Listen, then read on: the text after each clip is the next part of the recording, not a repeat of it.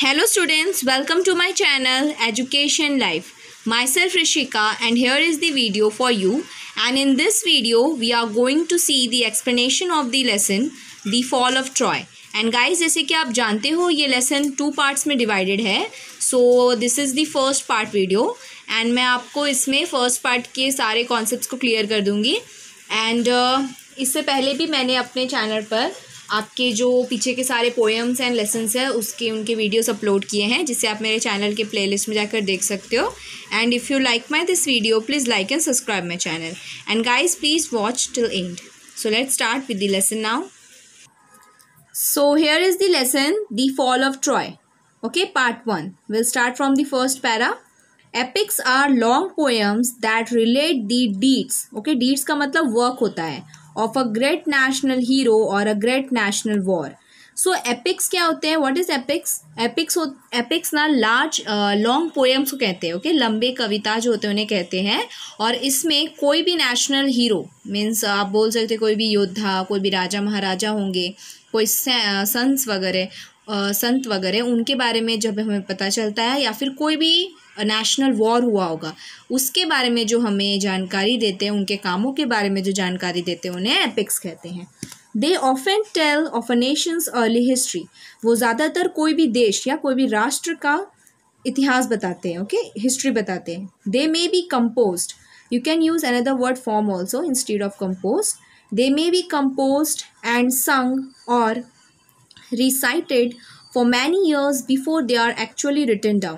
So ये सारे जो epics होते हैं इन्हें लिखे जाने से पहले या गाकर सुनाया जाता होगा, या फिर recited करके, या बार बार जब आप loudly बोलते हो with your memory, आप stories की तरह सालों से इसे बताया जा रहा है. Okay? The two famous Sanskrit epics are the Ramayana and the Mahabharata, and the true great epics of European literature written in ancient Greek are the Iliad and the Odyssey. So, Sanskrit के जो 2 famous epics हैं आप सब जानते हैं, Ramayan and Mahabharat. ये 2 बहुत बड़े ग्रंथ हैं. वैसे ही यूरोपियन लिटरेचर में जब आप बात करेंगे तो उनके भी ऐसे ही 2 बड़े एपिक्स हैं जिनका नाम है, फर्स्ट है the Iliad and the second one is Odyssey. Just as in Indian literature we go back to stories from the Ramayana and the Mahabharata, so in the literature of western countries they go back to the Iliad and the Odyssey. So जैसे कि हम या हमारे Indian culture में, हमारे Indian literature में जब भी हमें कुछ हम बातें करते हैं, आप डे टू डे लाइफ में भी देख सकते हो, हम ज़्यादातर एग्जांपल्स जब हम कुछ देते हैं अपनी लाइफ के बारे में तो हम ज़्यादातर रामायण और महाभारत में चले जाते हैं. यस, उस टाइम की कहानियों के हम उदाहरण देते हैं.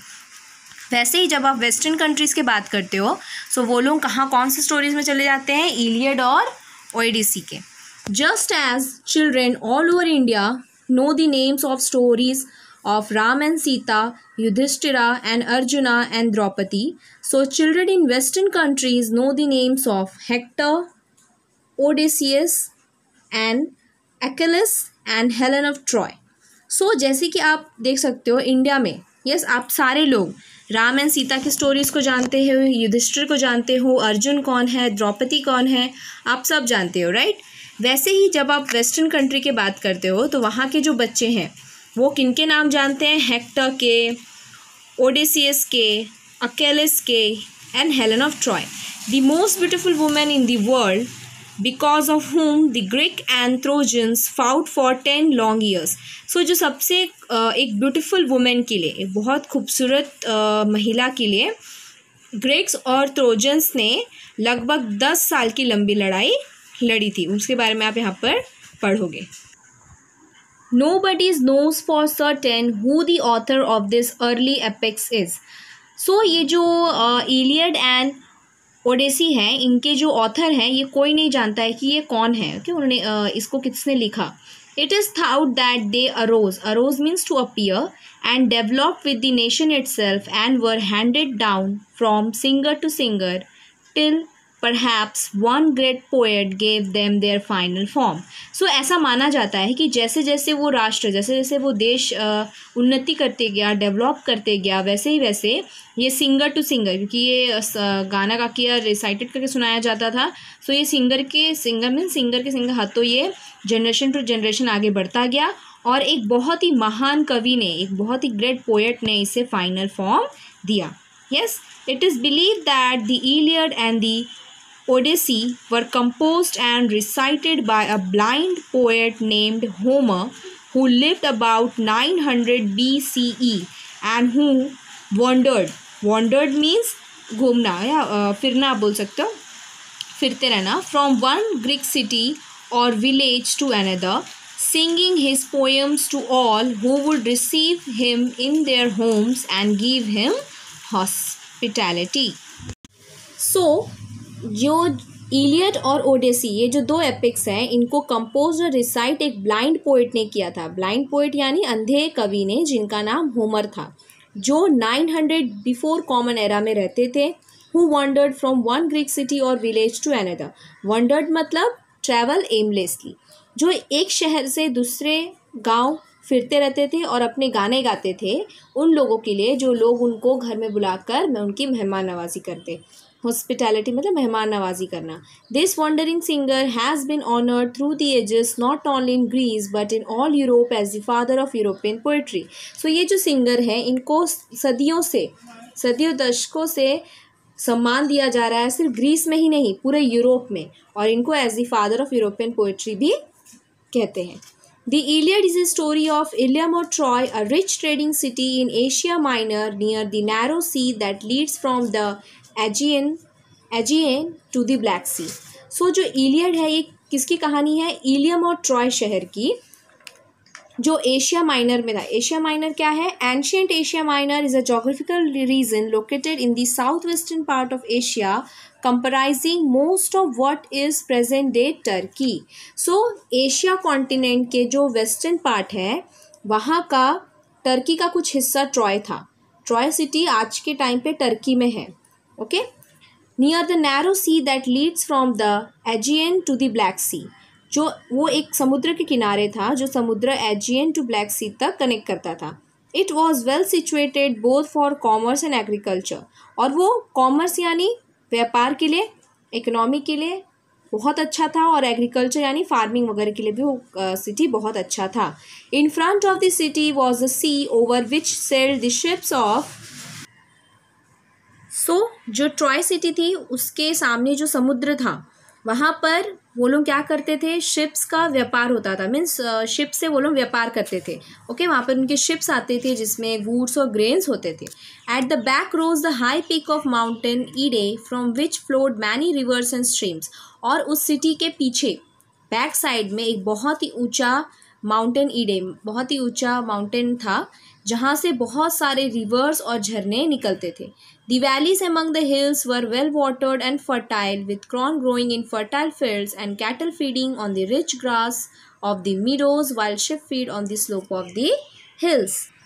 So उस सिटी के सामने समुद्र था जहाँ से वो व्यापार करते थे, और उनके बैक सिटी के पीछे बहुत ऊंचा माउंटेन था जहाँ से बहुत सारे नदियाँ और झरने निकलते थे. और वहाँ की जो घाटियाँ थी, जो हिल्स के जो घाटी वगैरह थे, वो बहुत ही वेल वाटर्ड एंड फर्टाइल थे, बहुत ही उपजाऊ थे, जहाँ पर बहुत सारे अनाज ग्रो होते थे. और वो वहाँ के पशु, जो वहाँ के कैटल्स थे, वो वहाँ के rich grasses of the meadows. Meadows मतलब होता है घास का मैदान. वहाँ पे इतने अच्छे घास उगते थे जहाँ पे वो चरते थे. और शिप कहाँ पे फीड करते थे? Slopes of the hill.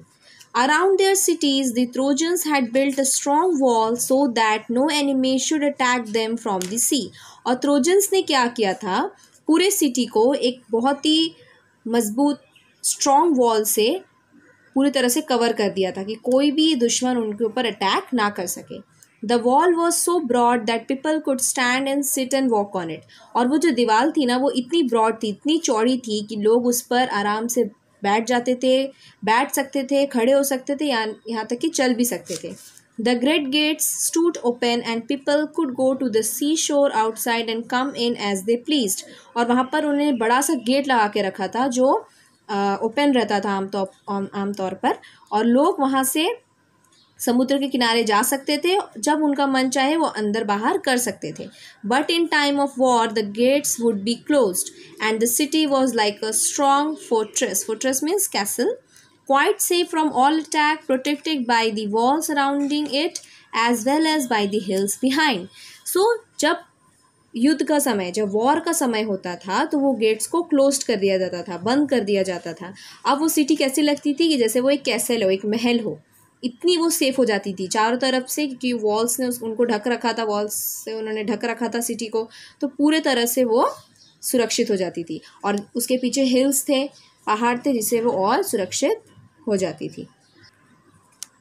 Thus Troy was a strong city, strongly protected by its wall and strongly defended by its brave soldiers.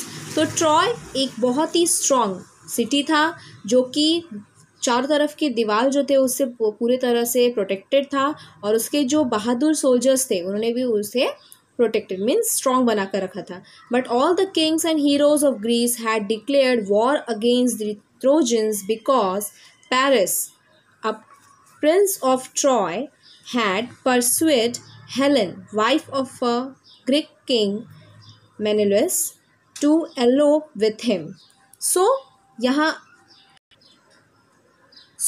जितने भी किंग्स और हीरोज थे ग्रीस के, लेकिन क्या हुआ, जितने भी किंग्स और हीरोज थे ग्रीस के, उन्होंने ट्रोजन्स के खिलाफ युद्ध छेड़ दिया. ओके, वॉर कर दिया, क्योंकि पेरिस जो प्रिंस था ट्रॉय का, उसने परसुएट का मतलब होता है कन्विंस कर लेना. ओके, हेलेन को कन्विंस कर लिया था. हेलेन कौन थी? Wife of a Greek king. Greek का जो राजा था उनकी वाइफ थी हेलेन, और Greek king Menelaus to elope with him. So Paris नाम का जो प्रिंस था ट्रॉय का, उसने क्या कर लिया था, किंग मेनेलॉस की वाइफ हेलेन को कन्विंस कर लिया था और अपने साथ भगाकर ले आया था. He had brought her to Troy, और वो भगाकर उसे ट्रॉय ले आया था. The Greeks wanted to take revenge on Troy for the wrong done to Menelaus. So Greeks क्या चाहते थे कि वो बदला लेना चाहते थे. रेवेंज मीन्स बदला लेना चाहते थे ट्रॉय से, क्योंकि उन्होंने उनके राजा के साथ गलत किया था. They sailed to Troy and laid siege to the city. और उन्होंने क्या किया, ट्रॉय की तरफ निकल पड़े और उनके शहर में आ गए. siege मीन्स क्या होता है? A military operation in which a place is surrounded by armed force to compel the people inside to surrender. Okay? जब युद्ध होता है तो क्या होता है, सारे जितने भी दुश्मन उनके थे, मीन्स ट्रॉय के जो दुश्मन थे ग्रीक, वो सारे आ गए और उन्होंने सिटी को चारों तरफ से घेरा. चारों तरफ मीन्स सी से घेर लिया, वो समुद्र से ही आए थे. The Trojans too fought hard and the siege continued for 10 long years. And Trojans ने भी, वो भी तैयार थे, उन्होंने भी बहुत अच्छे से लड़ाई की, और ये लड़ाई लगभग 10 साल लंबी चली. The fighting went on daily but the siege did not end. ये हमेशा, ये लड़ाई हर दिन चलती रहती थी, लेकिन इसका कभी अंत नहीं हुआ. On the one hand the Greeks could not take the city and on the other hand the Trojans could not force them to sail away. एक हाथ में क्या होता था, ग्रीक ना सिटी को अपने कब्जे में कर पाते थे, और ना ट्रोजन उनको वहाँ से भगा पाते थे. Every day the trojans came out of their gates and the Greeks came out of their tents and ships and the fighting went on. हर दिन यही होता था, ट्रोजन अपने जो बड़े गेट थे उसे बाहर आते थे, और ग्रीक्स अपने टेंट्स, अपने शिप से बाहर आते थे, और ये लड़ाई चलती रहती थी. Sometimes there were great battles between the two armies, sometimes there were single fights between two great heroes. कभी कभी बहुत बड़ा युद्ध होता था दोनों सेनाओं में, आर्मीज़ में. कभी कभी सिंगल फाइट होती थी, जैसे कि दो बड़े बड़े जो हीरोज होते थे, योद्धा होते थे, वो लड़ते थे. Sometimes the trojans had the better of it and sometimes the Greeks. कभी ट्रोजन अच्छा करते थे, कभी ग्रीक्स अच्छा करते थे. But still the fighting went on. लेकिन अभी भी ये युद्ध चलता ही जा रहा था. Great heroes on both side were killed in the course of the war. और इस युद्ध में बहुत बड़े बड़े योद्धाओं ने भी अपनी जान गंवा दी. After leading the defense of his city for 9 years, the brave Hector was at last killed by Achilles, whom none could resist. So 9 साल तक अपने देश के लिए लड़ते हुए बहादुर हेक्टर ने अपनी जान गंवा दी, और उनकी जान किसने ली थी? अकेलेस ने. But Achilles himself was killed later on by a poisoned arrow that entered his heel. Hill means the back part of your foot, okay, means एड़ी बोलते हैं हिंदी में. सो लेकिन लास्ट में एक्किलस भी खुद मारा गया जब उसकी एड़ी में एक जहरीला तीर आकर लग गया. The only part of his body where he could be wounded. ये उसकी सिर्फ यही एक पार्ट था उसके पूरे बॉडी में जहाँ पर वो इंजर्ड हुआ, ओके. वो कहीं पे भी उसे और चोट नहीं लगी थी. Still later Paris himself was killed also by a poisoned arrow. और उसके बाद पेरिस जो प्रिंस था वो खुद भी मारा गया एक जहरीले तीर से. The Trojans were tired of being shut up in their city and the Greeks were longing to see their homes again. और ट्रोजन्स अब पूरी तरह से थक गए थे क्योंकि वो अपने शहर के अंदर ही बंद हो चुके थे. और ग्रीक्स भी थक चुके थे क्योंकि उन्होंने बहुत दिनों से अपने घर नहीं देखा था. But still the fighting went on. लेकिन अभी भी वो युद्ध चालू ही था, okay. So I will just stop here explaining you, okay. I will explain you the next part in the next video. So thank you for watching. Keep learning with me. Stay safe.